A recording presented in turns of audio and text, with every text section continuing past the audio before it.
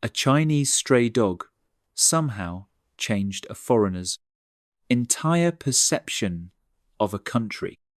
Even crazier, this dog eventually ended up on the British royal lawn, meeting Prince William. If this wasn't real, nobody would dare make it up. Hey everyone, welcome to Zen Go. In April 2016, Australian Dean Leonard flew to Xinjiang to compete in the Gobi ultramarathon. How brutal is this race? 250 kilometers across the Tian Shan Mountains and Gobi Desert, with athletes literally dying on the course. They don't call it the death marathon for nothing. Dean had been prepping for 3 months, with one clear goal: win the gold. But fate has this funny way of throwing curveballs when you're laser focused on something else. After day 1 of the race, Dean spotted this goofy little yellow dog at base camp, about a foot tall with this ridiculous beard, standing on its hind legs, begging athletes for food. Day 2, something magical happened. This little mutt suddenly ran up to Dean's feet, fixated on the yellow crocodile logo on his shoes, tail wagging like crazy. Then it looked up at Dean, and when their eyes met, Dean felt what you could only call love at first sight. Dean told it, "You're cute, but if you don't want to get trampled by 100 people, you better run fast." The race started. Dean figured someone would grab the dog. Nobody did. This dog actually started running with Dean, looking happy as hell, like it was playing some kind of game. A lot of clickbait sites claim Dean fed the dog. Bread first? So it followed him. Total BS. Dean wrote in his own book that he never fed the dog initially. The dog chose to follow him first. This shows just how accurate animal instincts can be. The entire second day, this dog ran with Dean, hit a small ditch. Dean jumped over. Dog couldn't make it and started whimpering behind. Dean ran a few steps, then went back and carried the dog across. Dean later said the way that dog looked at him in that moment was pure gratitude and trust. You know what running a marathon in the Gobi feels like?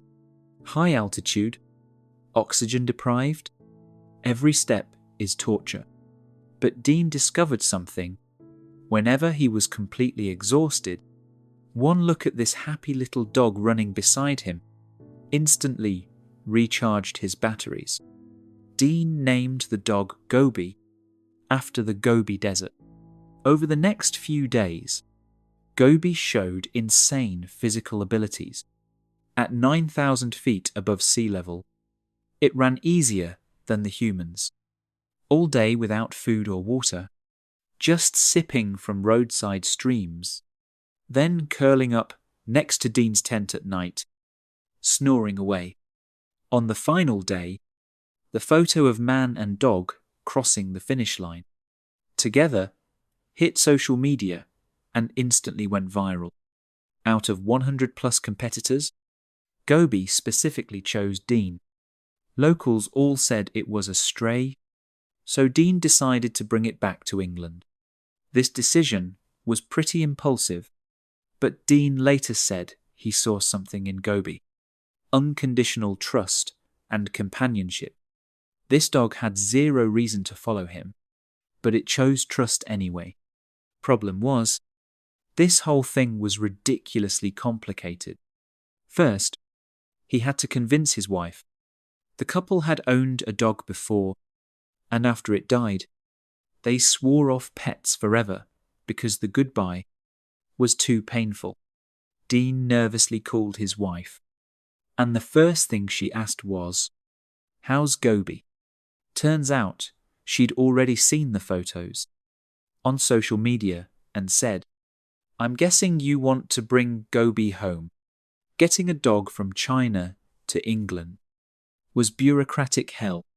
Vaccines, quarantine, 30-day isolation, international flight, then another 4-month quarantine in the UK. At least $10,000. Other athletes offered to crowdfund. Target, $6,200. After the UK's Daily Mirror picked up the story, they hit the goal in 24 hours. Then BBC covered it, global media followed, and this anonymous Chinese stray dog somehow became world famous. But just when everything seemed smooth, disaster struck. The person watching Gobi called Dean. Gobi was missing. Dean completely lost it. Facing online skeptics who thought he was scamming donations, Dean decided to fly back to China and find Gobi himself. He later said, "If I couldn't find Gobi, I'd blame myself for the rest of my life." This wasn't just responsibility for a dog, it was answering that trust. Second trip to Urumqi. Local volunteers formed a search team, posting missing dog flyers everywhere. Dean said those days were pure desperation. Finding one small dog in all of Xinjiang was like finding a needle in a haystack. Even more heartbreaking, besides helpful people providing tips, tons of folks called demanding money, some even threatening to kill Gobi if they found it. Day 5 afternoon, breakthrough. Someone sent a photo, dog with a scar on its head.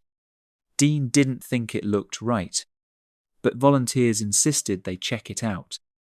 After driving over an hour to this big courtyard, Dean barely stepped inside when this brown-yellow blur came charging at him, jumping into his arms. Dean couldn't help shouting, "That's it, that's it." Dean said that moment felt like a dream. Gobi had this scar running from its right eye to behind its left ear, already healed. Its right hind leg was also injured. Who knows what pain it went through.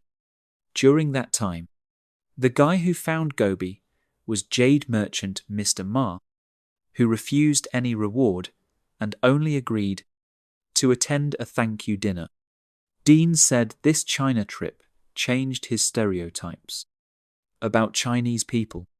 After finding Gobi, new problem, hotel wouldn't allow dogs.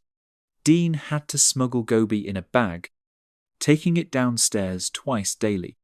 For bathroom breaks, slipping hotel staff $100 each time to keep quiet. Later, with Ms. K's help in Beijing, Dean chose to stay 120 days for all the paperwork. To stay with Gobi, this whiskey company exec offered to resign, but his boss gave him 6 months leave instead. Those 120 days in Beijing were the real mutual rescue period. Dean noticed that every time they passed a trash can, Gobi would drag him over to dig through garbage. He suddenly realized this dog had survived this way before, living off garbage while being despised and kicked around by people. Most coffee shops wouldn't let Gobi in. Dean would sit outside, giving Gobi water, and still get chased away by owners. Every restaurant and supermarket banned dogs, constantly kicking them out. Dean felt angry, saying this gave him a real taste of stray dog life. Being driven away, despised, treated like an unwelcome existence. But this experience made Dean start confronting his own deep trauma. Dean had a really rough childhood. His father died suddenly when he was 9, leaving his mother unhappy. Worse, his mother suddenly dropped a brutal truth bomb. His father wasn't his biological father. He was the product of her affair with another man. This news seriously damaged Dean psychologically. Neighborhood kids excluded and mocked him, calling him a bastard with no real father. These painful childhood experiences made Dean withdrawn, sensitive, and deeply insecure. He started running basically to escape painful memories, escape people who hurt him, escape the emptiness inside. But Gobi's appearance seemed to change everything. This little dog trusted him unconditionally. From day one, even put its life in his hands. In the vast Gobi, facing 100+ strangers, Gobi specifically chose Dean. This choice had zero self-interest. It was purely based on some inexplicable connection. Dean said, "The way Gobi looked at me never showed doubt or fear, only trust and dependence. This was something I'd never experienced." Growing up, during those 120 days in Beijing, Dean started reflecting on his entire life. He realized what he'd been searching for all along was exactly this: unconditional acceptance and trust. Gobi gave him the security he'd been missing since childhood. More importantly, caring for Gobi let Dean feel valuable and needed for the first time. This little dog's life completely depended on him. That responsibility gave Dean a sense of purpose. He was no longer the abandoned kid, but someone who could protect and save a life. Dean started reaching out to his estranged mother, trying to understand her choices back then. He said, "Gobi taught me what unconditional love means and made me realize maybe I should give my mother a chance, give my past self a chance." Meanwhile, through being rescued by Dean, Gobi found its own home. This dog, that used to scavenge in garbage dumps, now had a warm home, owners who loved it, daily hugs and companionship. No more worrying about the next meal. No more fear of being kicked around or hurt. Dean's wife later said something classic. Dean didn't adopt Gobi. Gobi adopted Dean. That line captures the essence of this whole story. On the surface, Dean rescued a stray dog, but really, this dog healed a broken man's heart. After 120 days, Dean flew business class with Gobi back to England via Air France, a 41-hour journey. Dean reflected, 6 months ago, Gobi was a Gobi Desert stray.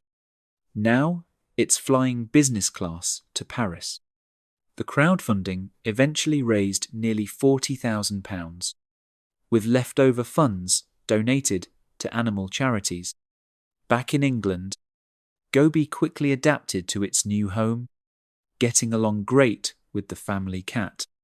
Dean and his wife celebrate Chinese New Year for Gobi every year, treating it like their adopted child. Dean said that China experience completely changed him. He used to think Chinese people were closed off and cold, but those 4 months showed him their kindness and warmth. More importantly, Gobi taught him how to love and be loved. Dean later wrote Finding Gobi, with Fox buying the rights for an animated film.